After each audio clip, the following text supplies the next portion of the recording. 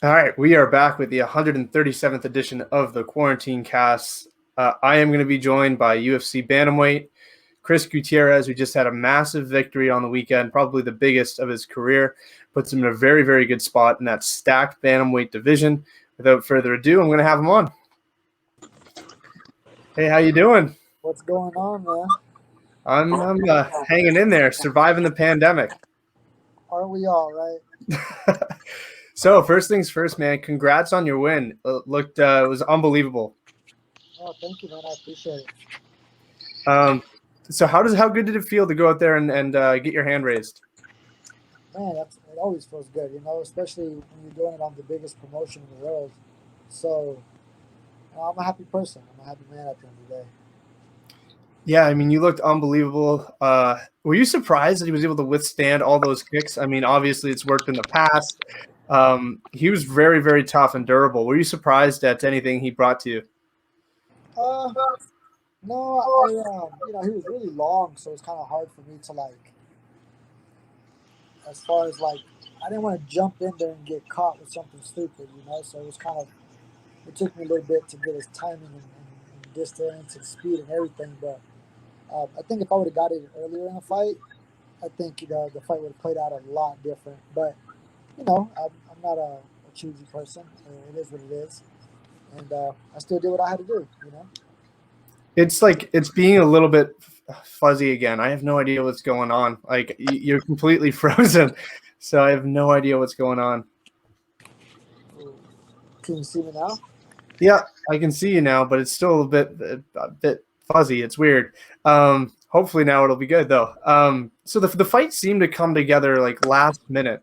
What exactly happened there, and how did that fight come together? Did you just get a random call, or was this something that kind of came together before we knew about it? Well, of course, we've been eyeing each other for a while. We've been supposed to, we've been wanting to fight each other for a good minute. Um, and it came together. Well, we fought on the 13th. It came together the week before, so not even a week. It came together. I was told about it Friday. We accepted it Friday. Saturday, we signed all the paperwork, and it got finalized. And so by Saturday, that was exactly a week from the day of the fight where it was announced that we were going to fight each other. How did that weight cut? I mean, obviously it was at a catch weight, but how was that weight cut, knowing that you only really had a week to get down there to 140? Uh, it wasn't as bad as you would think, because I was already walking around kind of low for reasons like that, you know. And so it worked out good. I only dropped like 12 pounds, so it worked out really good, you know. I want to talk. I want to go back to those leg kicks because obviously you had a lot of success with those in all your previous fights, as well as against my guy Vince Morales, a diehard Vince fan.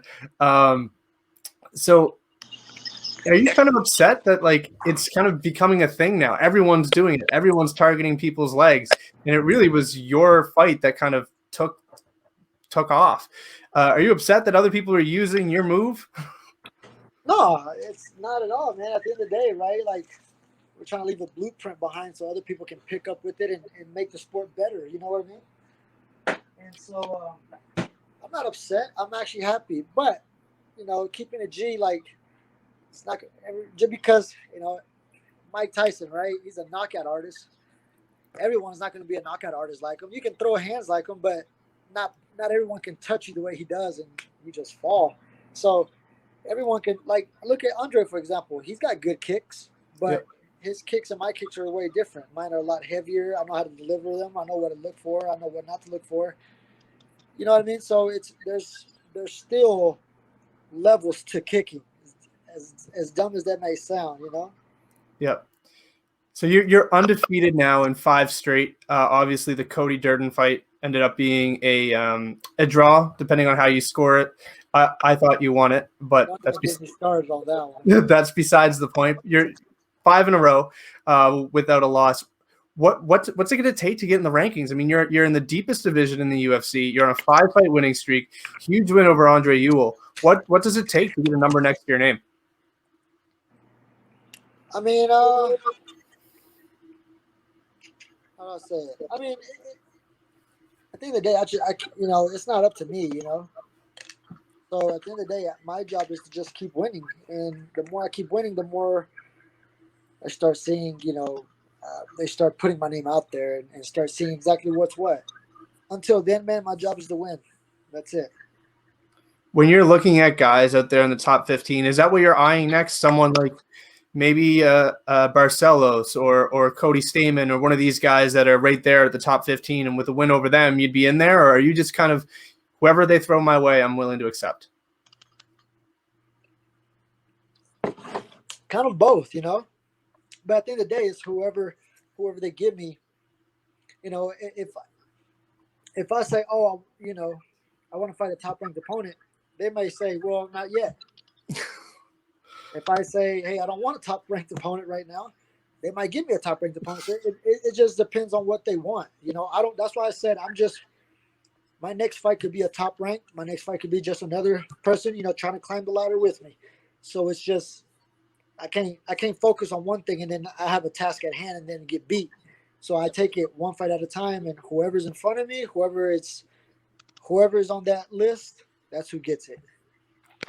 It's funny because although you have a handful of fights in the UFC, what's crazy to me is if you look at your record outside of the UFC, I think it was like 7 of 8 opponents before you got signed were guys who were previously in the UFC or who ended up getting signed. How do you look back at that and you're like, oh my God, I fought murderer's row just to get here? No, man, because that actually helped me a lot, because a lot of people take the easy road in and they're 6-7-0, but yet they fight people who are on 3-4 fight losing streaks, who've never won a fight, and it's just like not knocking those other people, but it's just, match them up correctly. Don't be 17-0 and getting debuters, Yeah. So it's just like I took the hard route. I took the route I've always taken. It's just hard work, and let's fucking get after it. You got to avenge a good friend of yours and a teammate, Jonathan Martinez's loss when you fought Andre Ewell. Does that make that win extra special to you, or is that something that you didn't even really think about at all?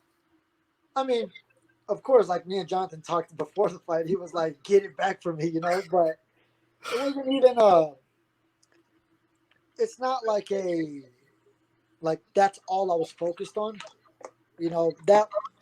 That was also in the back of my mind, but at the same time, like I was doing it for me mostly, because I have to win. Yeah. For my career, and so, but of course, that's like a brother to me. So like, avenging that win is, it makes it twice as sweet, too. You've been working at Factory X with Mark Montoya. How important has that gym, as well as him? How important has that been for your success? I mean, the progress and everything speaks for itself. I've been through a lot, man, since moving to Colorado. Colorado was like a blessing in disguise, because Colorado wasn't sweet to me when I first moved here.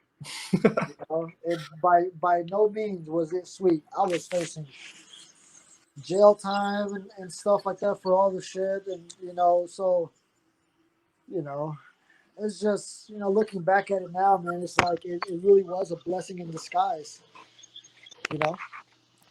One of the things that you touched on after your fight, and I don't want to go in a whole lot of detail, was about your custody battle. Does that motivate you inside the gym, or is it something that I can almost imagine there's also the cons, like that is a distraction and going into fight week. And how do you balance all of that? I mean, your emotions leading into the fight week and everything that must have been very hard to deal with, but also very motivational. So how do you take that and kind of turn it into a positive a week out before your fight? I mean, it definitely is like a double-edged sword, because where it does fire you up, it does also weigh you down a bit, Yeah. The accumulation of it weighs you down, because day in and day out, it's just like, for instance, like my son lives an hour, like he lives an hour, my son lives an hour away from me, but I can't see him. I don't have access to my own child. You know what I mean? Yeah. And something so like something that's so it's even hard explaining because it's like, how do you do that? How do you, I know more deadbeat fathers that got more access to their kids, you know, and people always say, yo, they don't want to talk about it. I'm open to talk about it because I don't bash people. I just speak facts. I can only speak on the story, my testimony. It is what it is, right? These are the things that I've had to face, but I don't bash no one in the process of it. But the fact of the matter is, man, it does weigh you down. But I think where I flipped the switch was, um, I now let it fuel me because and I'm using this time now to be more. I'm using this time to get shit done, to be more successful, to be a better person. I'm just using it to like uplift me and just propel me versus it being like that ball and chain effect. So When you think about athletes, or I guess anybody that's working in a professional job like yourself, what would your motivation be to someone who's like, you know what, on the cusp of maybe being in the UFC or one of these other things, but they have to balance both training, getting to their child and all this stuff. What recommendation would you do, or what advice would you give? go all out on everything. Like on live like there's no tomorrow when in every situation. If you're at training, it's the last day you're going to train. If you're seeing your family, your kids, it's the last time you're going to see them. So therefore, you never take it for granted. And I think that's one of the things that I do. I'm starting to learn to do is really appreciate the little things that I have in life. Because for me, right, like I have something so small in a sense, but it's my everything. Yeah. So I learned not to take that for granted. So what I would like tell others is live like there's no tomorrow and just pursue everything, pursue what you're going for all out. Leave no leave leave nothing leave nothing in the tank. Empty the tank literally. And whatever that is, especially if it's family time, there's always going to be people that always try to drag you down. That's going to be it. People love to see you make it, they just don't love to see you do better than them. Yeah, exactly. And that's When you look ahead now, I mean, obviously you just had that big win. Do you have any lingering issues, any damage that you may have to take care of before you return to the octagon, or are you all good to go? I mean, a little banged up from the fight, but I got two little shiners. Yeah. But then that was from the hit from the nose. I got popped in the nose one time, and my eyes fell off. I was like, of course. But no, man, I'm just healing up a little bit. I'm gonna go try to spend some time with the family here in the next week, and then come back and start training again. So is there a timeline on when you'd like to get back in there? Is it something that you'd do? I mean, obviously you took a short notice fight, so I'm sure you'd like a full training camp. But is there a timeline of when you'd like to be back in there? I mean, in about 3 or 4 months. That's usually like the perfect time. You don't want to go in there too soon, and you don't want to go in there. You don't want to fight every month, man. Your body's gonna be torn to shit. Yeah, But unless you're Cowboy Cerrone. oh man, I know, right? Some people can do that, But I'm not 19 no more. I'm not 20 years old no more. I'm 29. So I mean, I still heal fast, but there's a difference. Obviously, with things the way they are with the pandemic, looking ahead and maybe competing on a card in Guatemala or Colombia seems a little bit out of reach at this point in time. But is that something that you'd like to do? Would be able to go out there and represent? And if so, which flag would you rather represent, Guatemala or Colombia? I mean, I try to alternate. Of course, for the actual patch, on the sleeve, like I represent Guatemala. And I made history for my mom's country. I became the first Guatemalan blood fighter to ever step foot in the octagon. And in Colombia, I was one of the first two. I think there was like one guy. I think if anything, I was the second, because there was one guy that was there. He was a bantamweight actually, and I think he only lasted 1 or 2 fights. And then he got cut, and then years later, me. And then there's the other girl, like Sabina Mazo. She was there, but she was there after me. And then there was this other guy. I don't know if he's a 55 or 45er, but He's like, Danny Chavez. Danny yeah, Chavez. yeah, yeah, Chavez, yeah. I don't know. I don't know much about him. I don't know who he is or what he is, but yeah. I mean, so there's only three of us in there, but um, I was the first out of us three, and then for Guatemala, I was the first one. So I mean, I try to alternate, flags and stuff like that. You got, I'm trying to, I represent both sides. I get a lot of stuff on the internet. Choose one, and I'm like, no, I don't just choose one. You don't tell me what the fuck to choose. I choose whatever I want, but I choose both because for my mom and my dad, I respect where they come from. I respect their land, and ultimately, it's what made me who I am today. I can relate. I live in Canada. I was born in Canada, but my parents are Spanish from Spain. So it's like, who do I represent? When I'm in Spain, I'm Canadian. When I'm here, I'm Spanish. It makes no sense. There you go. I want to talk about your experience in Uruguay because you did go down there and you competed in Uruguay. However, you fought a guy from Brazil. So it was almost like, although you were Latin American, you were on foreign turf. No. You got it twisted. I was in my backyard. I owned that fucking shit. How was it? What was that experience like? What? If you were there, you would have saw the you would have heard the difference when I walked out versus when he walked out. What You was know? it? What was it like competing there versus here in the States? Oh, it's beautiful, man. People from foreign countries, man, they know how to treat people well, man. I will say that they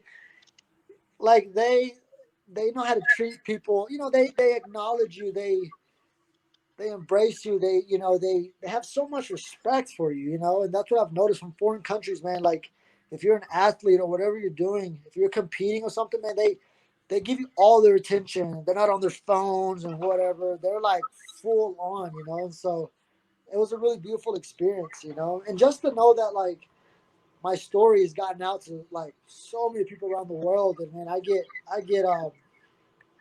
get messages like, "Hey man, you're an inspiration. Keep it up," or "Thank you, man. That really helped me out," or "Hey, I'm going through the same situation." And man, I've met multiple people through emails, texts, even in person, man, that I've touched. I've helped them in a way, and you know, ultimately, man, that's what my purpose on this earth is, to help others, and I'm doing God's work. And I feel proud. I can feel really genuine when I say that, and I feel really happy when I say that. Yeah, I mean it was a beautiful moment when you got emotional. I know a lot of people were like, I know sometimes how hard it could be to get emotional on national TV and whatnot, but I think it really inspired a lot of people going through similar circumstances.